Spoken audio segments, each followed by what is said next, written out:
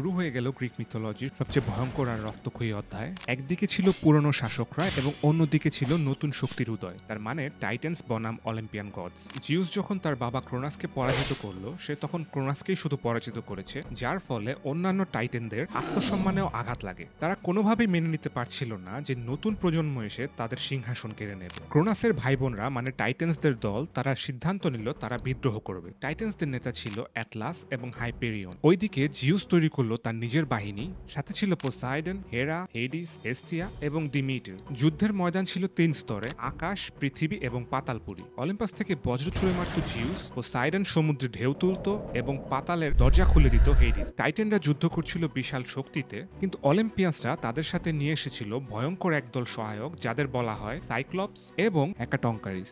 সাইক্লপসরা জিউসকে দিয়েছিল বজ্রের অস্ত্র এবং হ্যাকাটঙ্কারিসরা দিয়েছিল শত শত হাতের দৈত্য, যারা শত্রুর দিকে পাথর ছুঁড়ে মারত। এই যুদ্ধ চলেছিল টানা 10 বছর। মনে করা হয় এই যুদ্ধ চলার সময় পৃথিবী এমনভাবে কেঁপে উঠেছিল যে সূর্য লুকিয়ে গিয়েছিল আর সমুদ্রে উঠেছিল আগ্নেয়গিরি। অবশেষে জিউসের নেতৃত্বে অলিম্পিয়ানসরা বিজয়ী হয় এবং টাইটান্সদের পরাজিত করে তাদের পাতালে বন্দী করা হয় এবং অ্যাটলাসকে দেওয়া হয় শাস্তি, আর শাস্তি হলো পৃথিবীর আকাশকে চিরকাল তার কাঁধে বহন করতে হবে। এই জয়ের পরে অলিম্পাস গডদের শাসন আরো পাকাপোক্ত হয়। শুরু হয় দেবতাদের স্বর্ণযুগ এবং গ্রিক মিথোলজির ভাষায় এই ঘটনাকে বলা হয় টাইটানোমাকি। এই টাইটানোমাকি ছিল গ্রিক মিথোলজির সবচেয়ে ভয়ঙ্কর যুদ্ধ। পরবর্তী এপিসোডগুলোতে আমরা জানবো অলিম্পাস গডদের স্বর্ণযুগের প্রেম, ষড়যন্ত্র এবং প্রতিশোধের গল্প। শুরু হবে জিউসের প্রেমের কাহিনী এবং হেরার ঈর্ষার গল্প।